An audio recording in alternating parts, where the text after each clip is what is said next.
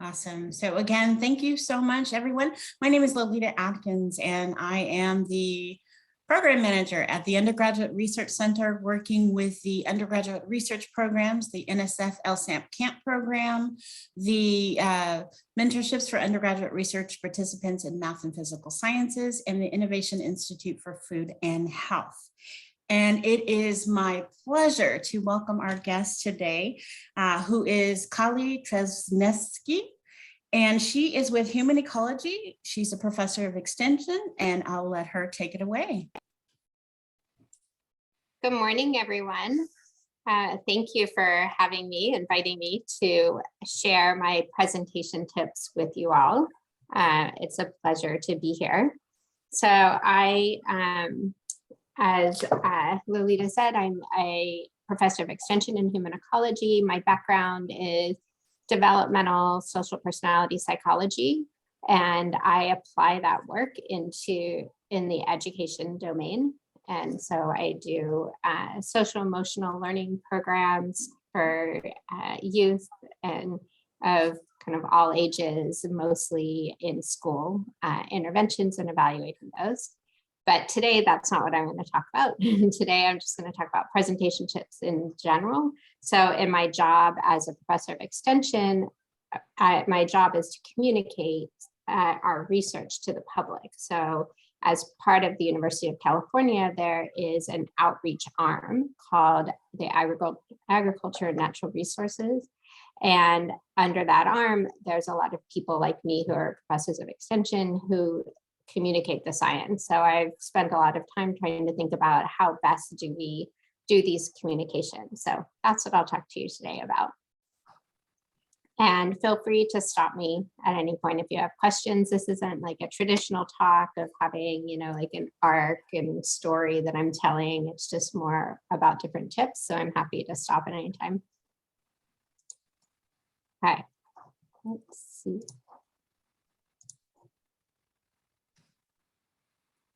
All right, how does that look? Everything looks fine? Great, thank you.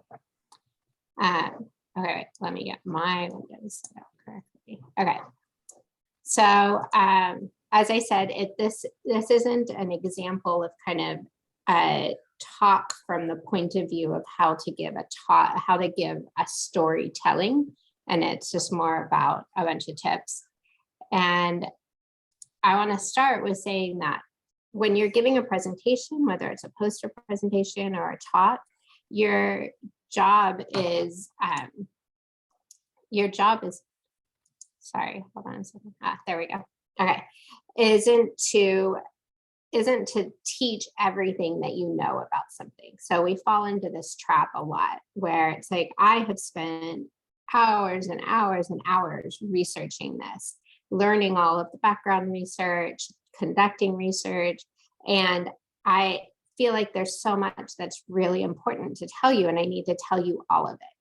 But you can't do that. It's not realistic, and it's really detrimental, right? And I'm sure you're all extremely familiar with that. When people start to overload you with information, you lose what they are telling you, you don't follow the point as well, and the takeaway message just gets lost. So I think of it as my job is to convince people that this is a topic that they should be interested in, it's an interesting topic, to motivate them to want to learn more about it and provide them resources to learn more. So I take my presentations from that point of view. And it's hard to do this. So the hardest lesson to learn is to say less. I just feel like it happens over and over again. And it happened to me when I was a student and I was doing posters, and I was like, okay, I put hardly any words in this. And my advisor's like, there's too many words in it. I'm like, what? I cut so much. And so it's a lesson that, I learn over and over again. So it's really just important to end up editing over and over. Like, is this really important? Do they need to know this to be able to be interested, understand it, and if not, if it's extra information, put it somewhere else, like in a handout if it's a poster, or in extra slides in case people ask for more information after a talk. And keep it simple. So, all right, Mike, there we go. Don't utilize big words when simple words will suffice. Or in other words, don't use big words when simple words will work. So I often see with students this, these things like utilize. There's really no reason to use the word utilize. I know you see it all the time when you read research articles, and it makes it sound like it's professional or something, but it's not. It's an awkward word. It doesn't mean anything different than use, and it's so much easier to read use. So I think of it as that I'm telling a story, like to my friends, to my family. So what would I do when I tell a story, right? So when I tell a story, I want to say, I'm going to tell you something really interesting. Here's why it's interesting, or here's why you should care about it. And this is, right? So when you do that, you're kind of getting into that literature review, right? So, you've got your hook, that did you know, this many youth in the US, some statistic, but we don't, and the research tells us that it's happening because of this and this, but we don't really know. Like, it's kind of weird because the research says this, but I think this could be going on, but no one's really looked at it. So that's what I'm going to look at, right? So it's trying to get that kind of story. So I have students sometimes, one of my graduate students that just graduated, he used so much technical language in everything he wrote that I have told him, I've made him go through and rewrite things without a single statistic in it. You cannot put a statistic in it. You can't say anything technical. I want you to just write the story, and then you can go back in and add the technical information. So that's like a little way, that to try to make sure that you're not overdoing the technical side of it. Now, I'm not saying you don't want it in there. Of course, you have to support your conclusions, but he was so stuck in that he couldn't say the kind of natural word version of it. So all your technical stuff should be like, so this is what we know. Here's the stats that support that, right? That's like this added thing. Most people are going to read the story version of it and glance over the statistics, right? When you're reading the articles, like we all do that. It's when I have an article that I'm like, oh, I might do something similar to this, or this is something that's super important that I'm going to do. I'm going to build on it. Then I get in deeper into the statistics. Or they say something that I'm like, that's kind of weird, doesn't make sense, then maybe I dig in. But my first pass is always more of just like the story they're telling before I get into the technical details. And so going back to this idea of like say less, the idea is that there's one take home point. So most of the things that you'll be presenting, and again, this is for presentations, it's not for writing a paper. When you write a paper, it's totally different, right? Because when you write a paper, the reader can go at their own pace. They can look back at old things, like, oh, this is confusing. Let me go back to the previous paragraph and reread that. Maybe I missed something. When you're in a poster or doing a presentation, the reader doesn't get all of that extra information. So it's really hard to tell a lot of things in a poster or in like a 15-minute talk. So I do the exercise of stopping and thinking like, what's the main thing? If they, leave my poster or talk, what is the one thing? And someone says, oh, what was that about? What's the one thing I want them to say? Right. So think about when you hear talks, just think about a lecture for one of your classes. Like, how many things, if you walk out the door and people are like, what was the lecture on today? How many sentences would you really say? You're probably like, oh, today we learned about how children acquire language. And it's cool. It's amazing. They, have this huge jump between 1 and 2 years where they learn hundreds of words a day. Right. So then you're like, so that's like a one message take home point. Now a lecture is 50 minutes and it's a little bit different, but in a talk, when you have 15 minutes, think about that one thing. What was it? What's like the one thing that is cool that I'm going to present that I want them to walk out the door and be able to tell somebody else? Then you build your talk around that. So that's my one thing. What do they have to know to be able to understand why this is interesting, get them to care about it, understand why it's important, and why I did the research that I did for this. And you can go through like every slide or every section in your poster and make sure, is this relevant to that one point? Do they need to know this to understand that one point? And that's a way that you can get things really simplified down. So this is kind of, I'm going to go through kind of my process of writing a talk, and then I'll have a couple of slides about posters too. So my process is that I first pick a template. So I find there's all these templates. I like SlideSgo. They have some free stuff and some paid stuff. There's a lot of other templates out there, websites, but that have these really nice templates like this. What I like about it is it has very little space for words on the screen and they look professional.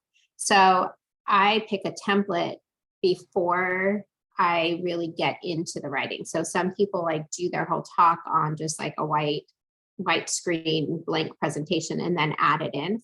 I find it's a lot of work to do that, and that it just doesn't, a lot of things don't work. You get set on some things. For me, I start with the template and then I fit what I want to say in there, and it helps constrain what I'm doing. But one note is, at least with SlideSgo, that the font is really small. So you want to be very mindful of it. So I pick the template, but every slide I use, the first thing I do is increase the font size to make sure that I am not trying to fit too much on there. So my rule of thumb, and I've seen various versions of it, is a minimum of 20, preferably 24. And, here's 18, 16, 14. And when you're in like a classroom looking at this, probably the distinction between these sizes is a lot bigger, but the idea is supposed to be, I don't know how well this works, but when I was prepping this talk, I saw some advice that said, like, when you look into the slide sorter, you should be able to read that slide sorter on your screen, like the text that's in there. That means somebody at the back of a big room could see it. And remember that the sizes vary by which font it is. So these are the sizes in Calibri, or however you say that one. And then, as I said, then that forces me to write within the constraints of this, which just limits how much I can put on a slide. To me, this template down here, do you see my mouse? Yeah, okay. This template down here, this is too much text. Like, it's really small and a lot to read. So I would end up not using all of this. I would use all the space, but it would be fewer words with a larger font. So I said, pick the, so I pick the template, I pick my take home message. Like, what do you want people to remember? Kind of already said this, so I'll move on from this slide. And then I write it out, and then I cut a 10. So, and I do that several times. And what I find is when I write within a template like this, that I end up writing better too, because it's like, oh, I can't say all of this, so I'm going to have to transition to another slide. And that helps me cut some, because I'm like, oh, it's a weird transition, or it just doesn't fit. And so that helps me kind of polish my narrative. So I'm like really working on the narrative while I do it. That said, I do sometimes insert just blank white slides with some text on it to move around in different places, so I remember everything I want to say. But a lot of times I don't use all that information that I've put there. It's just for my memory kinds of things. But then I realize like, whoa, that's way too much here. And so I work on cutting it. And so ways that I work on this is simplifying my story, right? To have the one point. I use a lot of graphics instead of text. And part of that is because it's just a lot if you're trying to read. And I find that overwhelming. And I find this in just when people send me anything that it's just like huge pages of text. I just tend to tune out. I'm like, oh, I don't want to read all that. But so using the graphics helps me say what my point is. And by looking for graphics, it seems like a waste of time. I can't believe I'm spending all this time looking for graphics. Even after years, I still sometimes feel the sense of guilt that I'm like searching for graphics while I'm writing a talk when I should be writing the talk. But it really helps me conceptualize what I want to say. Like, what is it that I'm trying to illustrate in this slide? What is my main point of this slide? And trying to find a graphic that makes sense for that really helps me figure that out. Because I'll see a lot of graphics. I'm like, yeah, that's what I was looking for. And then I look at it, I'm like, no, it's not. That's not the point I'm trying to make. So it's not a matter of just like putting any graphic in. It's a matter of trying to figure out what it is that you're really trying to illustrate. So this graphic, for example, in my mind, I'm like, part of the point that I want to say is like, when you put a lot of text in, it's like people have to kind of study that text. And that's not what you want people to do at a poster and a talk. You don't want them to feel the need to do that. And plus, people can't read a slide and listen to you at the same time. So they're either going to tune you out or tune your slide out. And then it's just wasted energy in some version there. And sometimes as an audience member, I'm trying to do both, and then I just miss both. I don't get enough out of the slide or what the person's saying. So again, I'm sure you can think of examples just from your lectures, since you see a lot of different slides, it's a great place to think about what are people doing that's really effective. And I write things out and then I cut words out of it, right? So we tend to write in sentences and then I go back, if I find myself doing that, I go back and figure out how many words can I cut out of this sentence, and make sure that the text is really just reserved for your keywords.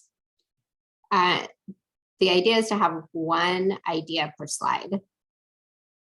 I feel like now I've been on the slide way too long, so I didn't do a very good job in this slide is what I would say. I've given this presentation once before.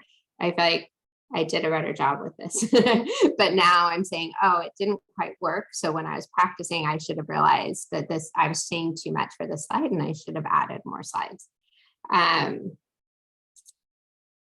So, okay. And then, if you need to, you can use arrows and circles to draw attention to places on the slide.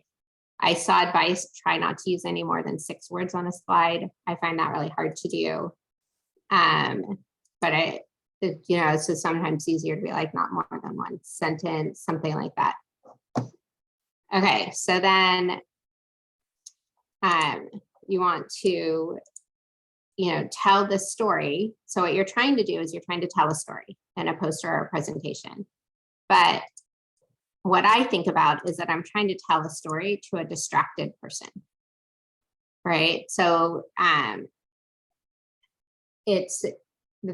think about when I'm listening to talks, even, I'm super interested in this, my mind wanders. My phone buzzes and I'm like, ooh, what was that? Wait, I didn't mean to be checking my phone right now. I'm supposed to be paying attention. And so when there's a lot of information, sometimes it's like, oh, I missed something and now I have no idea what's being talked about, right? So you want to make sure that it's like this nice flowing story where you reinforce things that you've said, it all makes sense. So that if somebody misses, a few sentences, they're not lost for the rest of the time. So I think of it as, what's my take-home message? Every piece of information has to fit in that, and I'm getting rid of anything that is extra information. And so you can do that with every slide. Do they need to know this? And also, I think about making sure that they know.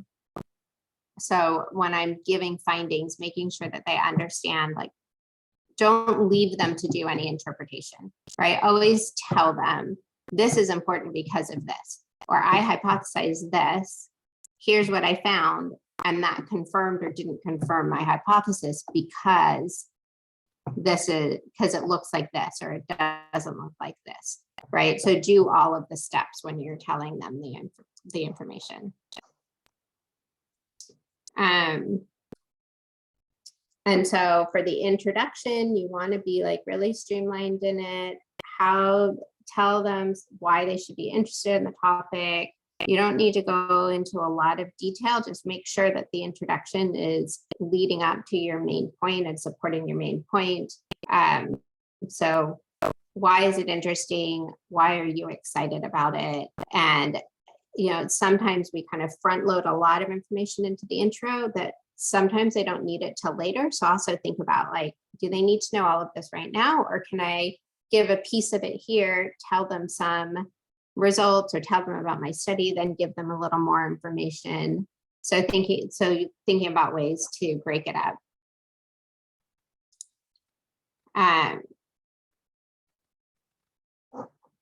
So then this is a kind of something I've done in a presentation before. Is I've done, like, when do children first have adult-like self-esteem? So there's a lot of research I can go into about that. But for my intro, I talked about, like, this is,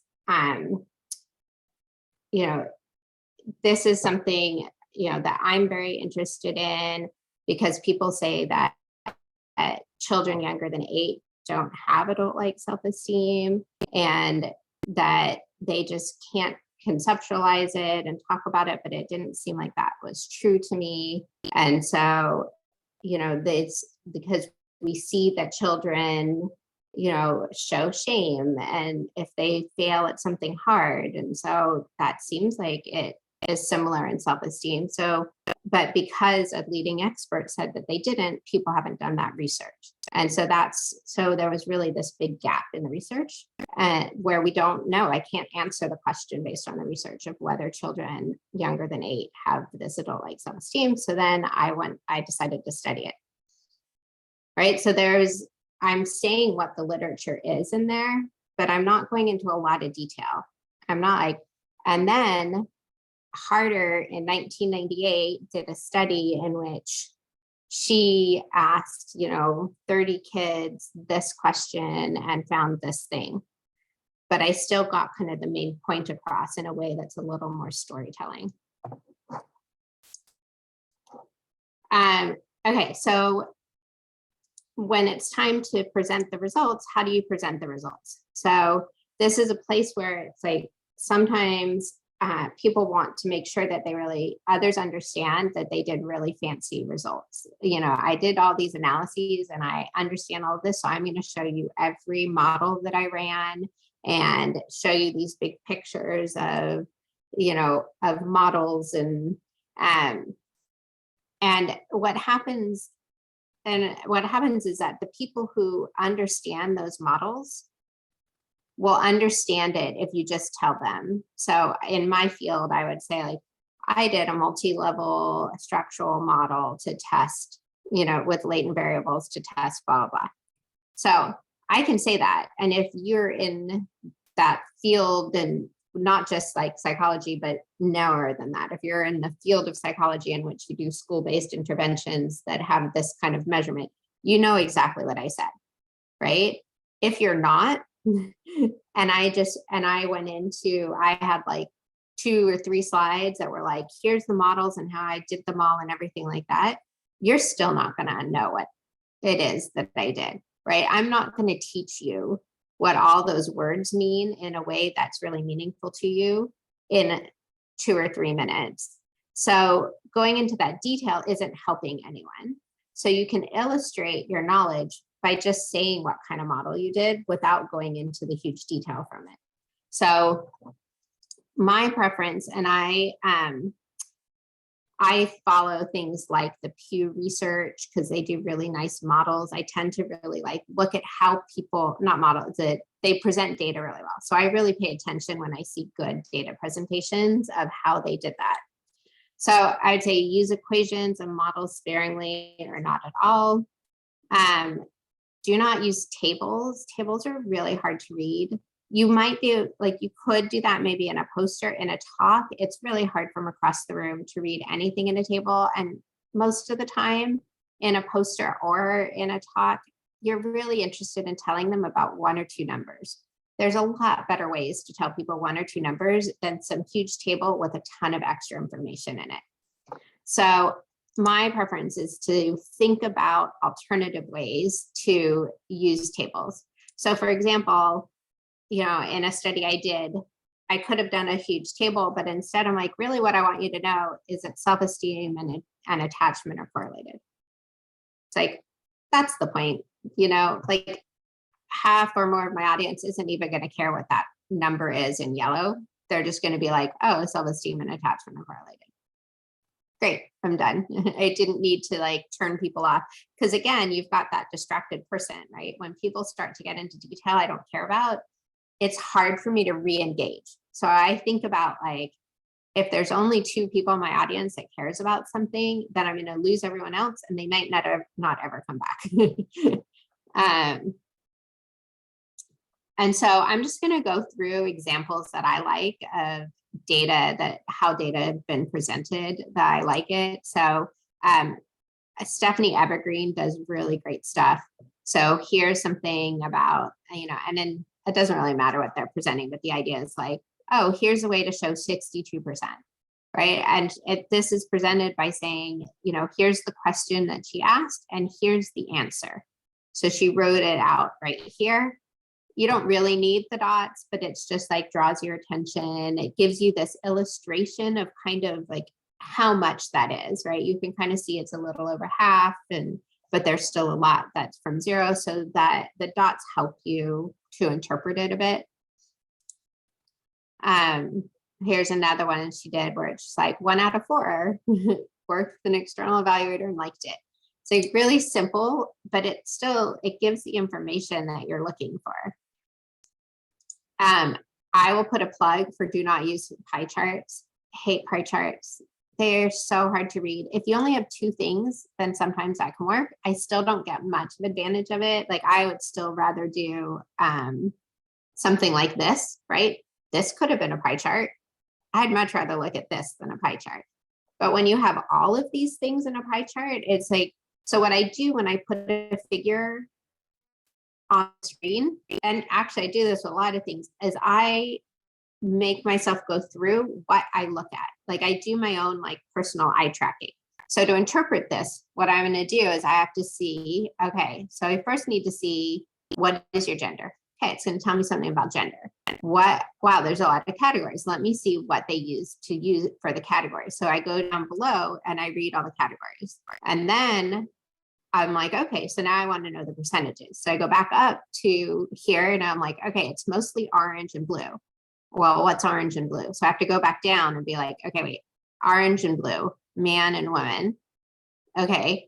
And let's pretend one was slightly lower than the other. Then I would be like, oh, wait, which one was, you know, one was 30 and one was 40. Which one was which? Then I would probably go back down because I have a terrible memory. And remember, I'm trying to do this while somebody is telling me something in a talk. They've probably already moved on from the slide. But I feel like I learn a lot when I think about what I have to look at to know what's going on.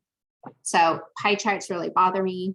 Here's like a, I'll show you a redesign in a second. So redesigning this, first, what you do is write a great title for your figures. So people think like throw away the title type of thing and don't think about it. You can do this in papers, you can do this in talks, you can do this in presentations. The title helps people interpret your figure. So here is, instead of that pie chart, you tell people what the main point is. We have a transgender population we haven't really considered before. So one, I know why you're telling me about gender, right? Otherwise, if you're telling me about gender just to tell me it's about half men and women with some, other and responses. I don't mean to, I'm not trying to belittle other responses. I'm just trying to make the point about a graph. It could be any data right now. Then we, so if that's all you're trying to say, I didn't need to see the pie chart at all. You could have just told me that, oh, I did a study, right? Like if you're showing me gender, you're probably telling me something about gender. Otherwise, why is it in your presentation? So put that into your title, right? So people don't even need to necessarily see the graph. They can just read the title. We have a transgender population we haven't considered. And now I can very quickly, I can look at this light blue. I can find the light blue here. I have the thing right here. My eyes don't need to go anywhere, right? I can see all of this without having to jump around the slide. But more importantly, I can see what your main point is and focus on what you want me to focus on. You don't want me to get distracted on something else and be like, wow, 5% said prefer not to answer. They probably should have provided, maybe that would have been, a lower percentage if they provided some better options for people to use when they're responding to a gender. That's not what you want me to focus on. That's not what your point is. So make sure, or if it was your point, then tell me that was your point. So make sure I'm spending the time on what you want me to spend the time on, because you put it in there for an important reason to support your main point. You don't want me to get lost and distracted. So this is what I was just describing with the pie chart of like walk through your slides from the audience's perspective. So this is another version where I'd be like, okay, I have no idea what this slide's about. Birth indicators by year. I don't know what that means. There's 3 lines. What are these 3 lines? Which one is which? Okay, now what I see is that there's something really different here. Who was that again? So walking through it like that, as opposed, that doesn't have a redesign.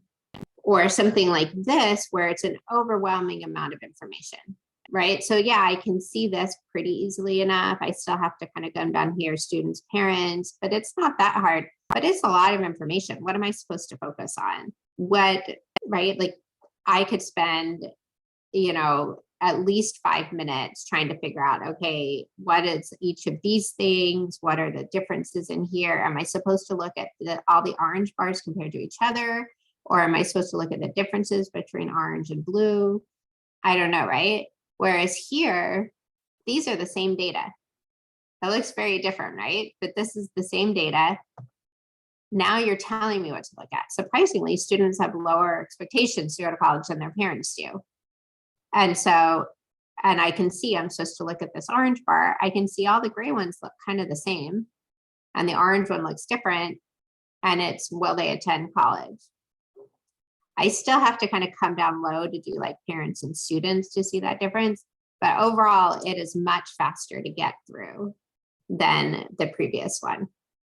So that's what I mean about like telling them what to focus on. Some other examples are, here's something that's like a pre-post for 2 groups. The title's LHA programs. Here it's like participants showed increases in key intended outcomes. And I can see like this rose from this to this, and this rose from this to this. Great. That's super easy. I can do that in, 30 seconds. I can understand that.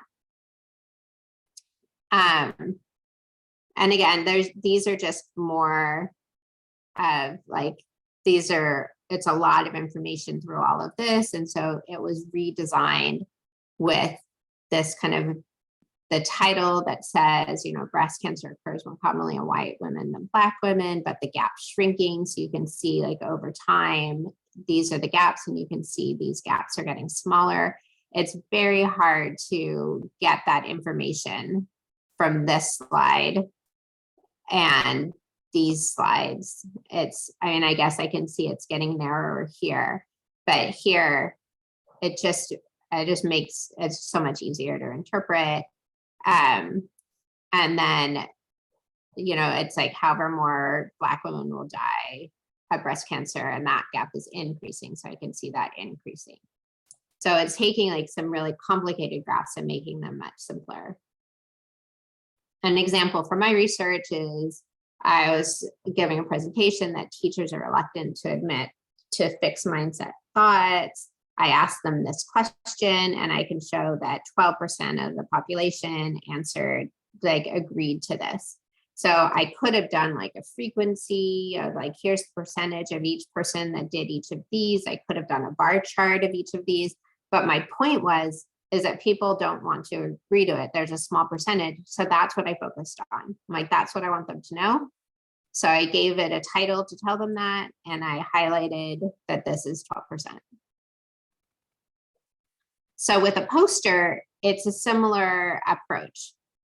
I think of a poster as kind of a similar approach in like one key take home point, few words, nothing extra, make sure everything connects. I think of it as kind of a big infographic with the one main point. And so when I think about posters, I think about this. I've been to a lot of poster presentations. It's overwhelming. There are a lot of people. There's a lot of posters. Often poster sessions are like during conferences. So you've been listening to talks and looking at posters. It's information overload that just is happening all day long. And so you picture like walking through these aisles and looking at the posters. What are you going to stop and look at? And I'm going to use examples for my research, so I don't like say somebody's poster sucks or anything. Right. So are you going to stop and look at this? If you're walking by and there's just like poster after poster that looks like this, it's like, oh my gosh, this is one of the first posters I did in grad school. It's like, wow, that's really small font. It was a lot of font. There's these complicated models that look like it'll take a long time to interpret. It sounds like an interesting topic, but honestly, I just can't take in that information right now. And I just move on. I feel like in this presentation, I don't come across as like the best, most studious person. I keep giving examples and I'm just like, oh, that overwhelms me. So, but instead, I didn't redesign this poster, but this is like my first poster from a very long time ago versus one of my more recent posters looks like this. So if you're walking by, it's like, oh, and there's lots of ways this could be improved also. But the idea is like here, you know, I don't need to tell you everything in here. I put, you know, a website so you can get more information if you want, right? My point, the thing that I want to do, not this, I didn't do this very well, but is to say like what the hook is, why should you care? And get you like to come and engage, give you like a key take home point, and then give you place to go learn more about it. Right. So I think it could still be done a lot better than I did with that. But overall, right, I think of this as kind of looking more like an infographic, definitely a much more than this. So like you know, you could even write your posters probably in Canva. I haven't done that. I still do them in PowerPoint, but yeah. Okay. So I'm just going to end with like some resources. So one is that PowerPoint has a design section. So you click on, it should be in the menu thing, but under design, yeah, I am. Okay. So under design, then you can click on this design ideas. Often it will pop up on its own, and it will show you all these different ways to create it. So you have to use a slide layout that is a picture and text, and then it will tell you that. So I used this slide earlier. This is where I got that from. And you can see, I realized like you can see a little bit of my process here. I said sometimes I put in a bunch of words, but then I use that. So like this slide wasn't in my final presentation, but you can see I'm like, may have notes for myself. I want to make sure I make all these points. Okay, so then this is the layout that they used. I put in that picture, I used the slide design and got this out of it. I really like this book for learning how to do data visualization. I think it's great. It's not for any particular field, a lot, right? And this is who I got those figures from. She has from her blog, so you can get a lot of information out of her blog. She does a lot of like redesign of things, so you can see like pre-post stuff. So I think her work is really great.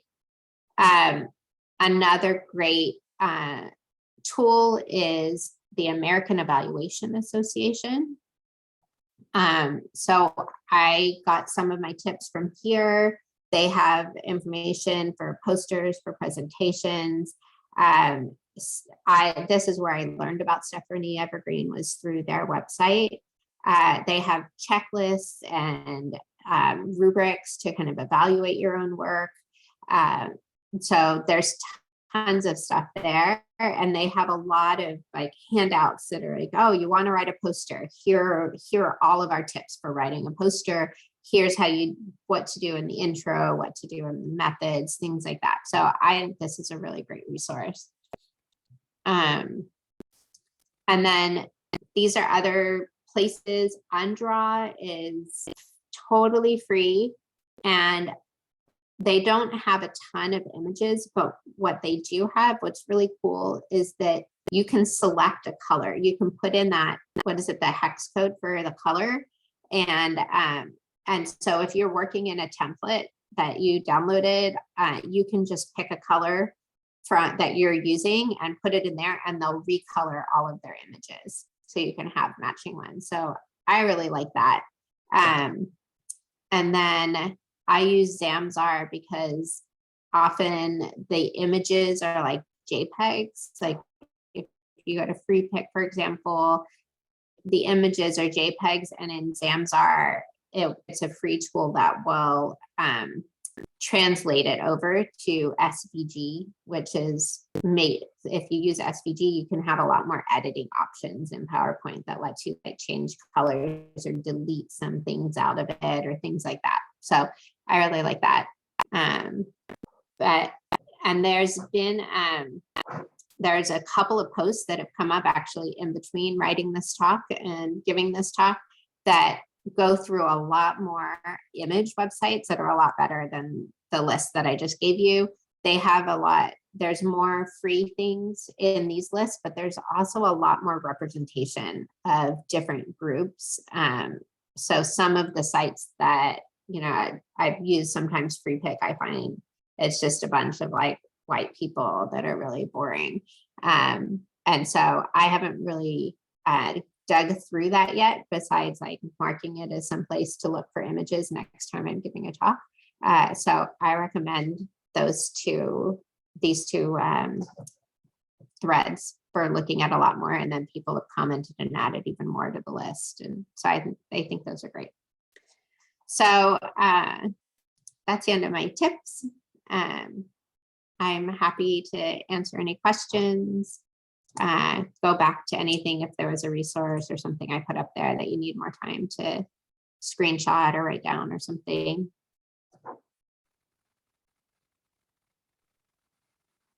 Thank you so much, Kali, for your time and great presentation. Really wonderful information. So yeah, right now, if you have questions, feel free to unmute yourself, ask your questions, or you can also drop the question in the chat.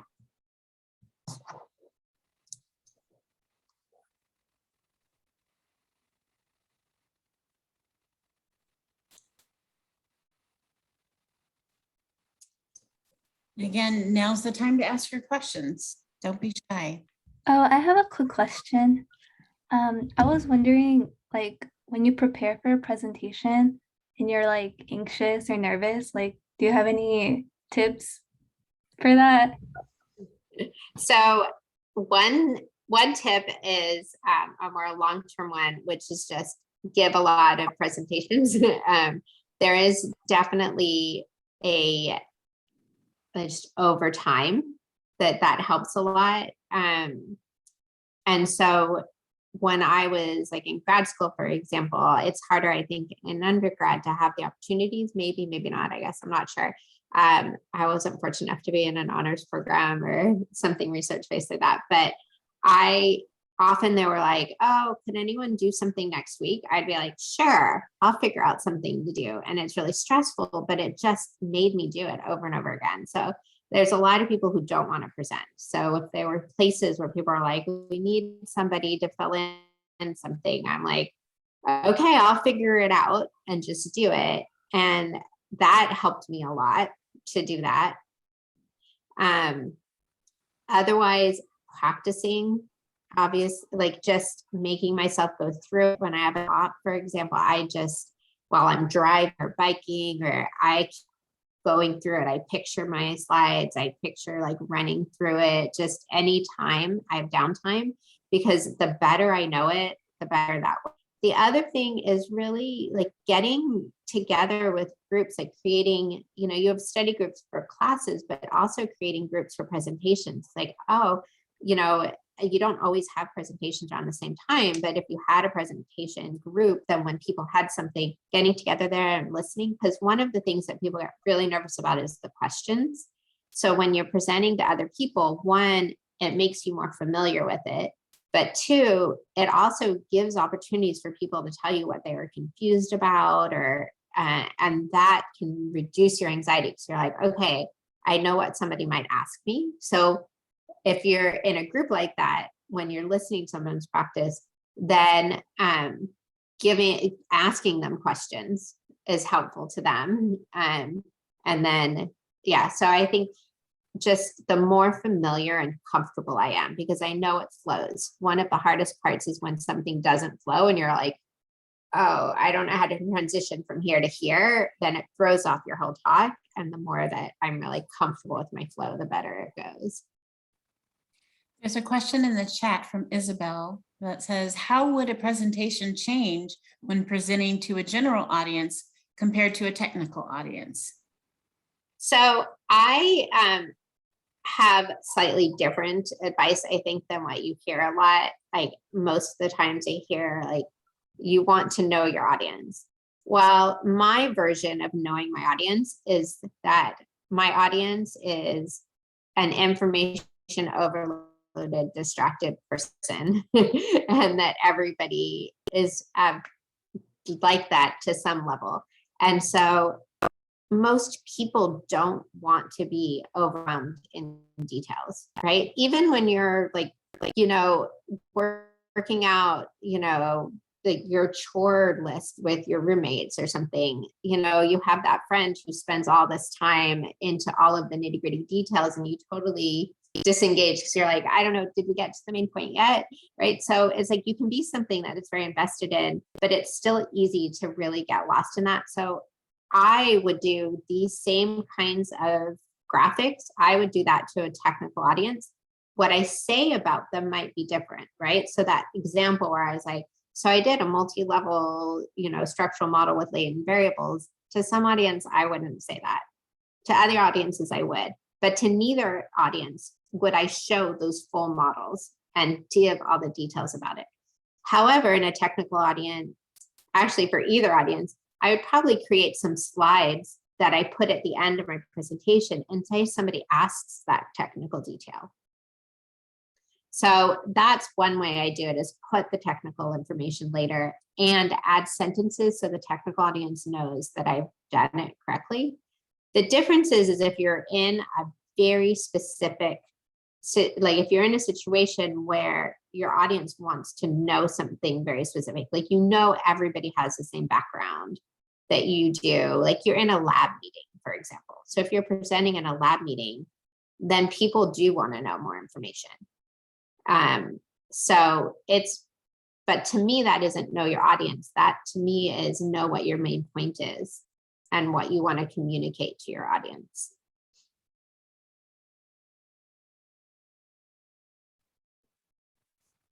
Excellent. Are there other questions?